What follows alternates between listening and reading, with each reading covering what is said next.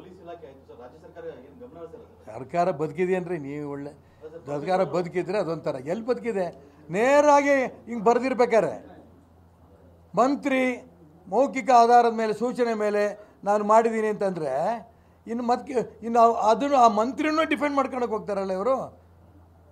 ಈಶ್ವರಪ್ಪ ಹೆಸರು ಬರ್ತಿತ್ತು ಸರಿ, ನಾಗೇಂದ್ರ ಅಂತ ಬರ್ತಿದ್ದಾರಾ? ಇದು ಗೃಹ ಸಚಿವರು ಭಾಷೆ ಅಂದಮೇಲೆ ಇವ್ರ ಸರ್ಕಾರ ಬದುಕಿದೆ ಅನ್ಬೇಕಾ? ಇವ್ರ ಮುಖ್ಯಮಂತ್ರಿಗಳು ಗೃಹ ಸಚಿವರು ಬದುಕಿದ್ದಾರೆ ಅಂತ ಹೇಳ್ಬೇಕಾ? ಸರ್ಕಾರ ಬದುಕಿಲ್ಲ, ಹಾಗಾಗಿ ಇವ್ರದೆಲ್ಲ ಆಟ. ನೋಡೋಣ ಎಷ್ಟು ದಿನ ಆಡ್ತಾರೋ ಆಡಲಿ.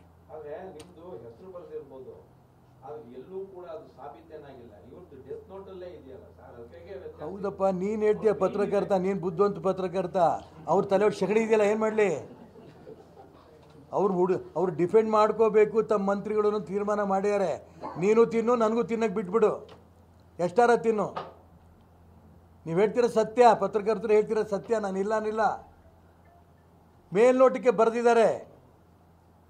ಆದರೆ ಯಾರೋ ಒಂದಿಬ್ಬರು ಸಸ್ಪೆಂಡ್ ಮಾಡಿದ್ರೆ ಮುಗೀತು, ಕರೆಸ್ಪಾಂಡ್ ಮತ್ತು ಮಂತ್ರಿ ಹೇಳಿದ್ದಾರೆ ಇಲ್ಲಿ ಭ್ರಷ್ಟಾಚಾರ ಆಗಿರೋದು ಹೌದು.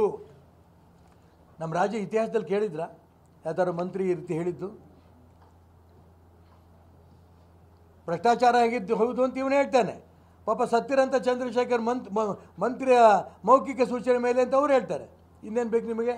ವರದಿ ಬರಬೇಕು ಅಂತ. ವರದಿ ಎಲ್ಲಿಂದ ಬರಬೇಕು? ವರದಿ ತರಿಸ್ಕೋತಾರೆ ಈಗ, ಅವ್ರಿಗೆ ಸಂಬಂಧವೇ ಇಲ್ಲ ಅಂತ.